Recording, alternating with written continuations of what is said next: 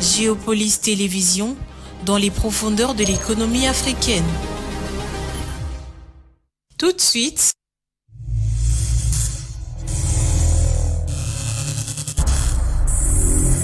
le journal.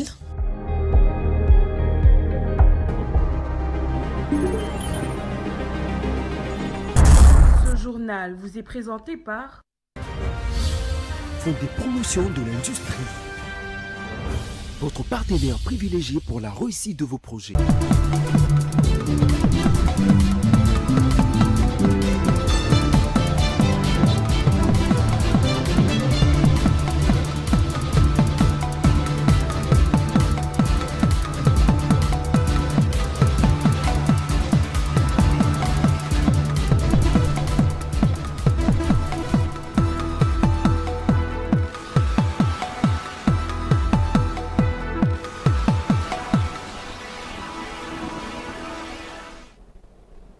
Madame, Monsieur, bonsoir, bienvenue aux 19h. Sans plus tarder, voici les titres à la une de l'actualité de ce soir.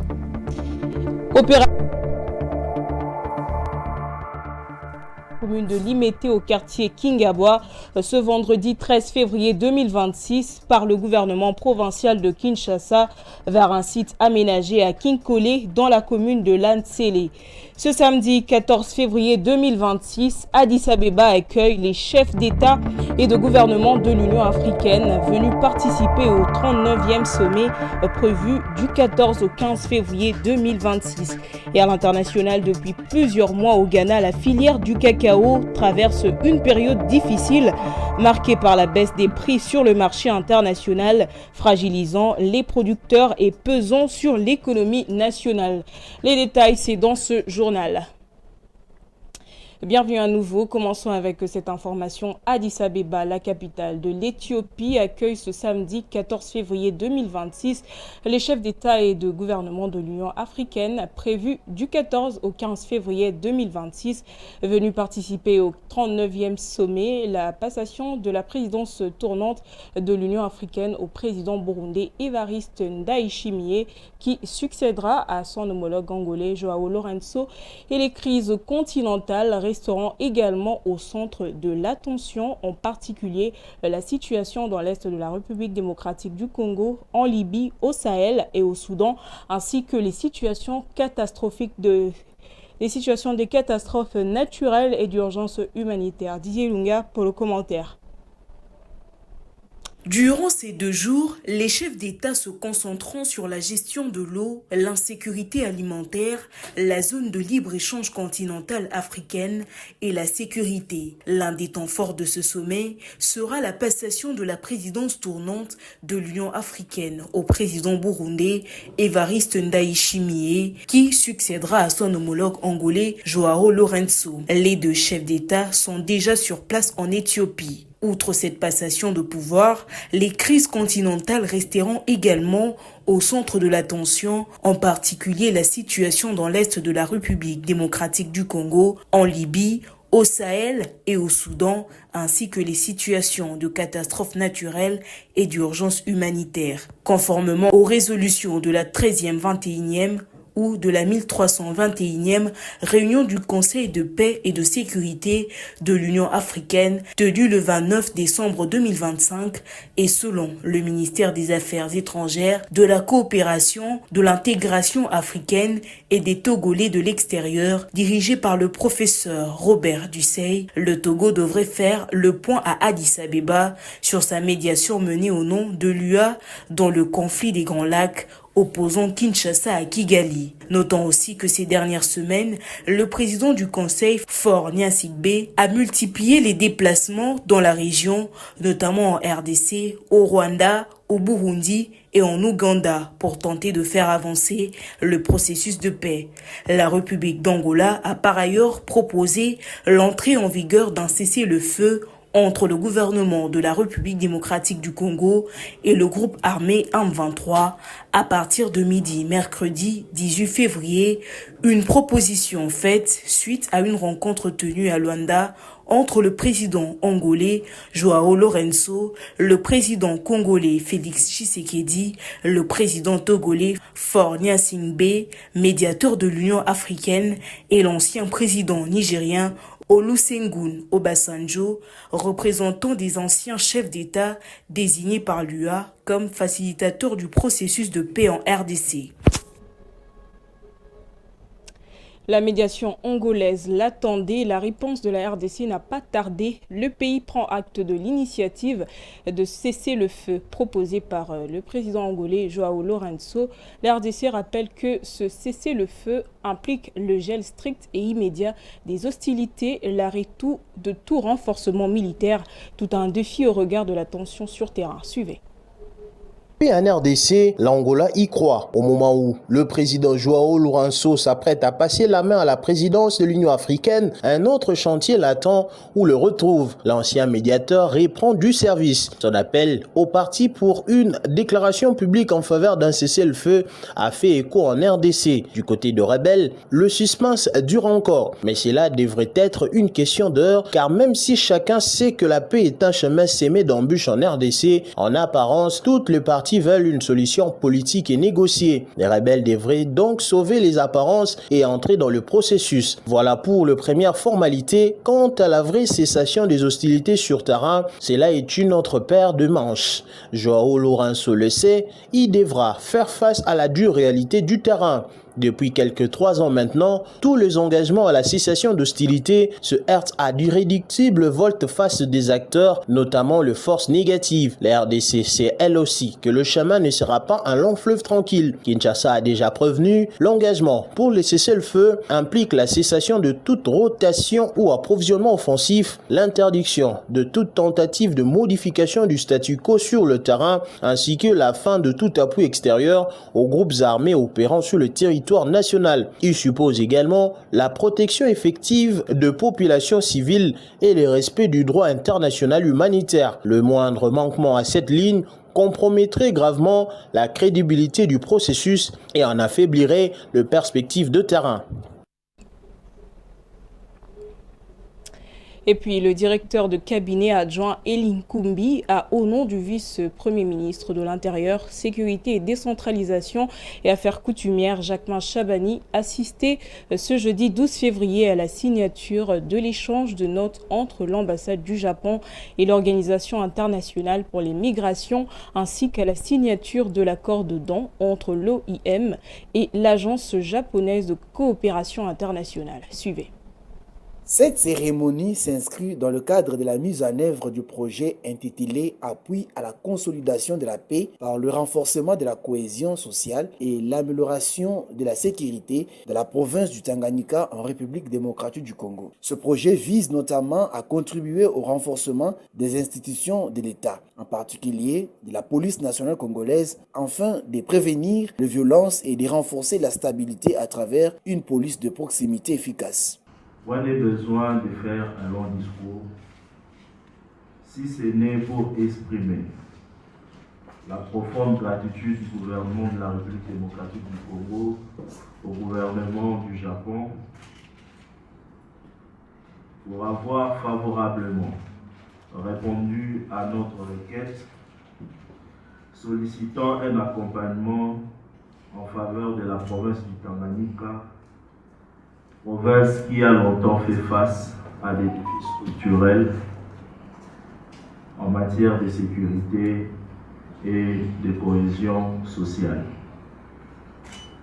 La mise en œuvre de ce projet contribuera sans nul doute au renforcement de la consolidation des institutions de l'État, en particulier des forces de la police nationale congolaise, en vue de prévenir les violences, de renforcer la stabilité et de promouvoir la confiance entre la police et la population. Au total, plus de 250 policiers bénéficieront d'une formation de renforcement des capacités. Collaboration avec les commissariats provinciaux Tanganyika, des nouveaux éléments seront également recrutés afin de consolider les effectifs et d'améliorer la qualité du service de police au profit des populations. Le projet prévoit par ailleurs la construction de certaines infrastructures de la PNC ainsi que le renforcement des capacités opérationnelles et provinciales de l'Institut national de préparation professionnelle UNPP Tanganyika, afin de favoriser l'insertion sociale. Plusieurs responsables de la PNC ont pris part à cette activité, notamment les commissaires généraux adjoints en charge de l'appui et de la gestion, ainsi que les responsables des écoles de formation de la PNC, la chef de la mission de l'OIM, l'ambassadeur du Japon à RDC et les représentants de la JICA ont également participé activement à cette cérémonie. Autre chose à Kinshasa, une nouvelle exigence fiscale pourrait bientôt conditionner des actes majeurs de la vie civile sans quitus fiscal urbain attestant du paiement de l'impôt foncier et de l'impôt sur les revenus locatifs. Il ne sera plus possible notamment de vendre un bien immobilier et certaines démarches administratives pourraient être bloquées. Une réforme portée par le ministre provincial des Finances, Magloire Kabemba, dans le cadre d'une grande échéance fiscale destinée à renforcer le recettes de la capitale. Daniela Kalala. L'instauration du quitus fiscal urbain marque un tournant dans la gouvernance financière de Kinshasa. L'objectif est clair, élargir l'assiette fiscale et améliorer la mobilisation de recettes locales dans une ville où une grande partie du patrimoine immobilier reste peu structurée fiscalement. En conditionnant certaines démarches comme la vente d'un bien à la régularité fiscale, la province renforce la discipline et encourage la formalisation du secteur immobilier. À terme, cette mesure peut accroître les ressources propres de la ville et soutenir le financement des infrastructures publiques. Toutefois, la question de la pression sur le ménage reste sensible. Dans un contexte de pouvoir d'achat fragile, l'effort demandé devra être appliqué avec équité et transparence pour éviter qu'il devienne une charge trop lourde pour les familles. Par ailleurs, la date limite initialement fixée a été reportée à une nouvelle échéance prévue pour le 28 février, laissant ainsi un délai supplémentaire aux contribuables pour se mettre en règle. Je l'ai annoncé au sommaire de ce journal, le gouvernement provincial de Kinshasa a engagé une opération de relogement des personnes déguerpies ce vendredi 13 février 2026 vers un site aménagé à Kinkole dans la commune de Lantsele à la suite de la démolition des constructions anarchiques érigées le long de la voie ferrée à Pakadjouma dans la commune de Limete dans le quartier Kingabwa.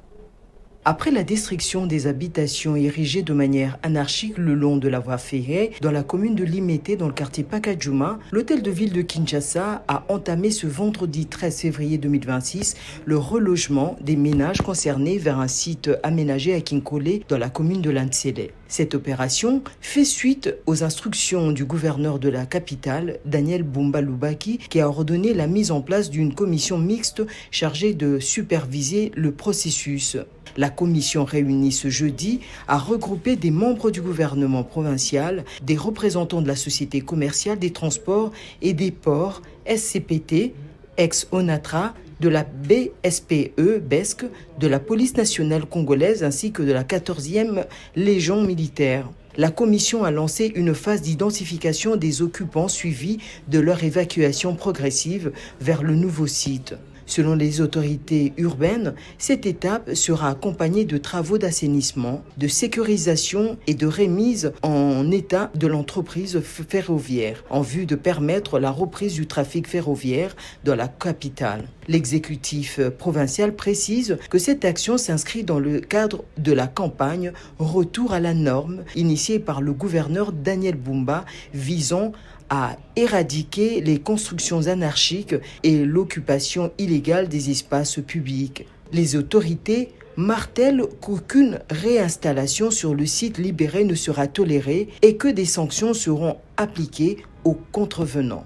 Outre la relance du train urbain, l'opération de Pakadjouma vise également à restaurer l'ordre public, à sécuriser des usagers de l'avenue poids lourds et à améliorer la circulation et à réduire les risques sanitaires. La zone étant identifiée comme l'un des principaux foyers de propagation du choléra, les autorités insistent sur la nécessité d'assainir durablement cet espace.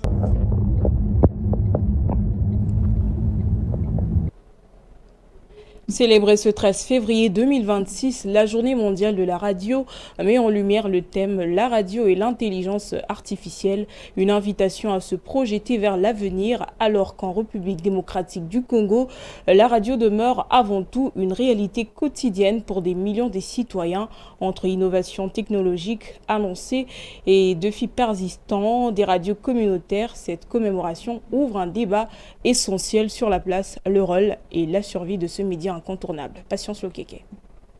Le 13 février 2026, le monde célèbre la journée mondiale de la radio autour du thème « La radio et l'intelligence artificielle ». Un thème ambitieux et résolument tourné vers l'avenir qui interpelle les professionnels de médias à l'échelle globale. Mais que recouvre réellement cette thématique pour la République démocratique du Congo, son paysage radiophonique et surtout pour ses radios communautaires? Cette journée est avant tout l'occasion de rendre hommage à un média qui demeure l'un des plus accessibles, des plus proches et des plus influents auprès de la population. En RDC, la radio reste un vecteur vital d'information, d'éducation et de cohésion sociale, notamment dans les zones rurales où elle constitue parfois la seule source fiable d'actualité. Toutefois, la célébration ne saurait masquer les défis structurels auxquels font face de nombreuses radios, en particulier communautaires, fragilité du modèle économique, dépendance au financement ponctuel, précarité des professionnels, équipement vieillissant ou encore pression locale. Paradoxalement, ce même station joue un rôle stratégique en servant de passerelle privilégiée entre autorités et citoyens. Dans ces contextes, le thème de l'intelligence artificielle invite à réfléchir aux opportunités autant qu'aux écarts à combler. Si les technologies émergentes peuvent ouvrir la voie à de nouveaux outils de production, de diffusion et d'interaction avec les auditeurs, elles risquent également d'accentuer la fracture numérique entre médias urbains connectés et radios rurales marginalisées. Au-delà des discours, cette journée doit ainsi constituer un moment d'engagement concret, renforcer la viabilité des radios communautaires, soutenir le professionnalisme de leurs acteurs et garantir leur accès aux innovations technologiques, car célébrer la radio,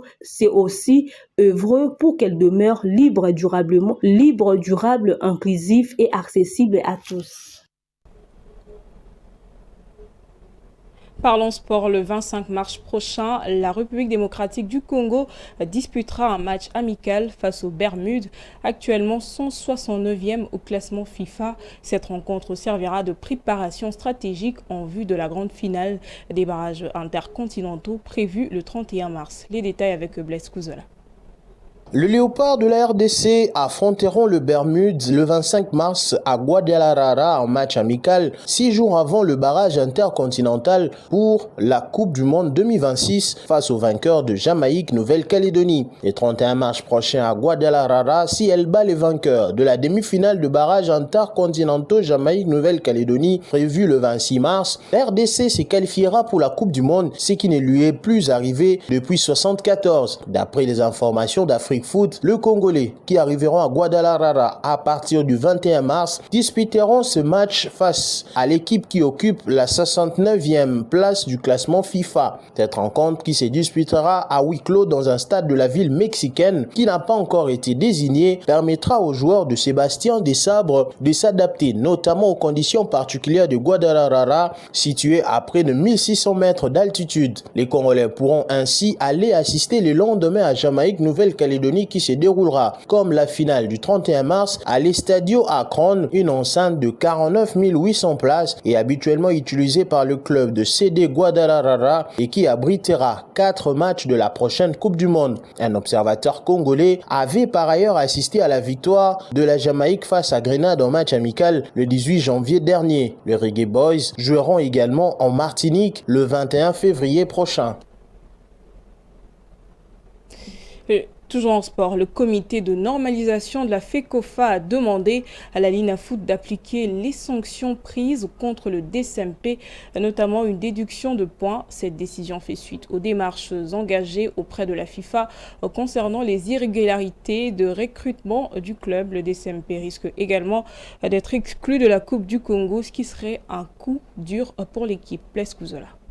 Le Daring Club Motema Pembe sera à coup sûr sanctionné pour avoir recruté et fait jouer 2 joueurs cette saison, étant interdit des recrutements par la Fédération internationale de football association. C'est ce qui ressort de la réunion quadripartite entre la Fédération congolaise de football association, la Ligue de football de Kinshasa, la Ligue nationale de football et les DSMP tennis ce jeudi 12 février. Ce sera un vrai coup dur pour les Immaculés qui se verront retirer plusieurs points au classement du championnat national et seront disqualifiés de la Coupe du Congo auquel ils prennent part depuis quelques semaines après la phase préliminaire de la ville de Kinshasa. Tout est parti de plusieurs soucis de trésorerie accumulés depuis les dernières saisons qui ont obligé le club à ne pas respecter ses engagements contractuels avec des entraîneurs, notamment Otis Ngoma et Isaac Ngata, ainsi que de joueurs qui sont allés naturellement se plaindre auprès de la FIFA qui, à son tour, avait prononcé une décision d'interdiction de recrutement. Mais curieusement, le club s'est permis de recruter et de faire jouer ses athlètes sans autorisation préalable de la FIFA, ce qui est naturellement une faute grave et sanctionnable par les textes nationaux et internationaux. Au rappel, c'est la formation du FC Les Aigles du Congo qui a dénoncé cette affaire auprès des instances nationales de football. Cette dernière, après avoir découvert cette situation, a refusé de jouer le match retour de préliminaire de la Coupe du Congo contre le DSMP et l'a refait quelques jours plus tard en championnat national. Cela avait étonné plus d'un, mais l'équipe championne en titre de la RDC avait visiblement raison. Affaire à suivre. Mesdames, Messieurs, place à présent à l'information au-delà des frontières de la République démocratique du Congo. C'est tout de suite dans la page internationale.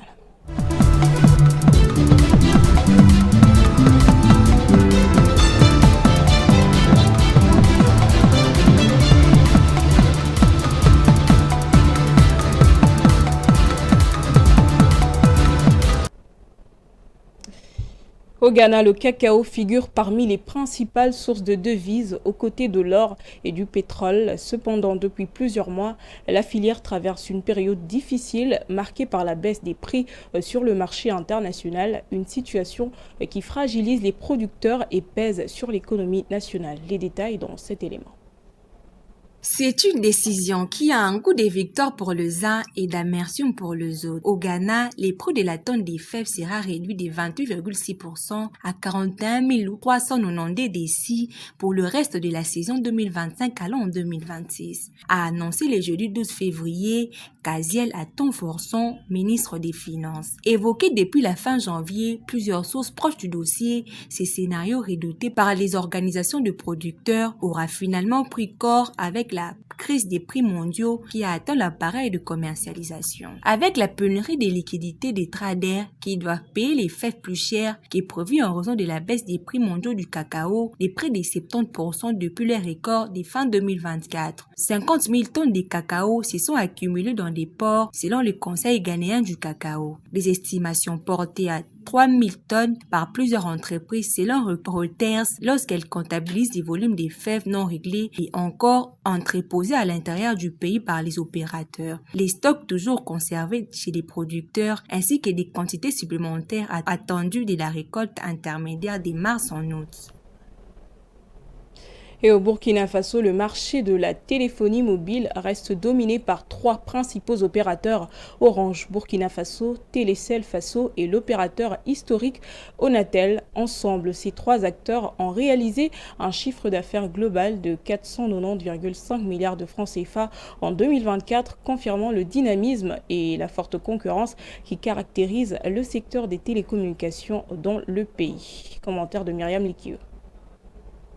Le gouvernement burkinabé a adopté en Conseil des ministres le jeudi 12 février un décret obligeant les grandes entreprises réalisant un chiffre d'affaires d'au moins 5 milliards de francs CFA au cours de 3 derniers exercices à construire leur siège au Burkina Faso. Cette obligation concerne notamment les 3 opérateurs de téléphonie mobile actifs dans les pays au regard de leur niveau d'activité. Les textes précisent les standards et conditions de construction en fonction des tailles de l'entreprise. Il établit 4 catégories ouvrant les tranches des chiffres d'affaires allant d'au moins de 10 milliards à plus de 100 milliards de francs CFA. La catégorie A regroupe les entreprises réalisant un chiffre d'affaires supérieur ou égal à 100 milliards de francs CFA. Elles devront construire au minimum un immeuble R+7 assorti d'un parking souterrain et d'un parking en surface intégrant des critères d'efficacité énergétique. Move Africa, Orange, relève cette catégorie. Selon les données des autorités de régulation de communication électronique et des postes, Onatel a enregistré un CA de 117,19 milliards de francs CFA en 2024, 111,76 milliards en 2023 et 120,81 milliards en 2022. Orange a pour sa part réalisé 332,91 milliards de francs CFA en 2024, 299,93 milliards en 2023 et 251,77 milliards en 2022. Telesec Faso relève de la catégorie C qui concerne les entreprises réalisant un chiffre d'affaires compris entre 10 à 50 milliards de francs CFA. Ces sociétés doivent construire au minimum un immeuble R+4 avec un parking en surface. L'opérateur a enregistré un chiffre d'affaires de 40,44 milliards de francs CFA en 2024, 42,41 milliards en 2023 et 45,68 milliards en 2022. Une autre manière de vous informer, c'est par la revue de presse sélectionnée et commentée par Dan Momat.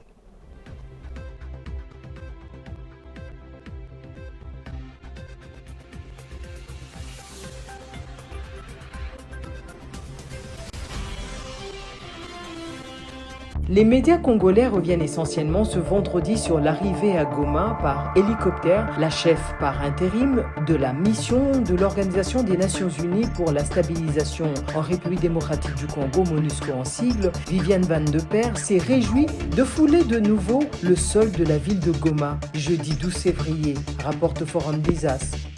Dans la même optique, elle espère que l'ouverture de l'aéroport est une étape importante pour le bien-être de la population après une année depuis l'occupation de la ville par la rébellion de l'AFC M23 soutenue par le Rwanda, ajoute le journal. Se réjouissant de fouler à nouveau le sol gomatracien par voie aérienne, écrit actualité.cd, Viviane Van de Per estime que cette visite marque le début progressif de l'utilisation de cette infrastructure stratégique au profit du bien-être des populations de cette région de la République démocratique du Congo. Cette visite s'inscrit selon Congo Nouveau dans le cadre des préparatifs pour appuyer le mécanisme de suivi et de vérification du cessez-le-feu dans l'Est congolais prévu par l'accord de Doha. Elle signifie surtout la réouverture de cet aéroport international fermé depuis la prise de la ville par le groupe politico-militaire AFC M23, analyse le tabloïd. Pendant de longs mois, rappel ouragan, le ciel de Goma est resté muet. Aucun appareil n'y traçait plus sa trajectoire. Aucun train d'atterrissage ne venait frôler le tarmac de l'aéroport international. Réduit au silence après la prise de la ville par les insurgés du M23 et leurs parrains rwandais, ajoute le tri hebdomadaire. La MONUSCO a réaffirmé que son appui au cessez-le-feu se fera de manière progressive en fonction des arrangements confirmés dans l'architecture convenue, tout en garantissant la sécurité de son personnel et de ses moyens, note mediacongo.net. Viviane Van de Per a souligné que l'action de la MONUSCO restera strictement encadrée par son mandat et menée dans le plein respect de la souveraineté de la République démocratique du Congo, ajoute le portail.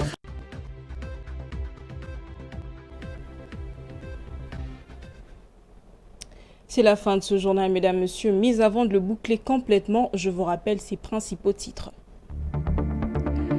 Opération de relogement des personnes déguerpies à Pacadjouma dans la commune de Limete au quartier Kingabwa ce vendredi 13 février 2026 par le gouvernement provincial de Kinshasa vers un site aménagé à Kinkole dans la commune de Lansele. Et ce samedi 14 février 2026, Addis Abeba accueille les chefs d'État et de gouvernement de l'Union africaine venus participer au 39e sommet prévu du 14 au 15 février 2026. Et enfin, à l'international, depuis plusieurs mois au Ghana, la filière du cacao traverse une période difficile marquée par la baisse des prix sur le marché international, fragilisant les producteurs et pesant sur l'économie nationale. Fin totale de ce journal. Merci à vous de l'avoir suivi et merci de rester fidèle à Géopolis Télévision. Jusque-là, portez-vous bien. Je vous dis à bientôt.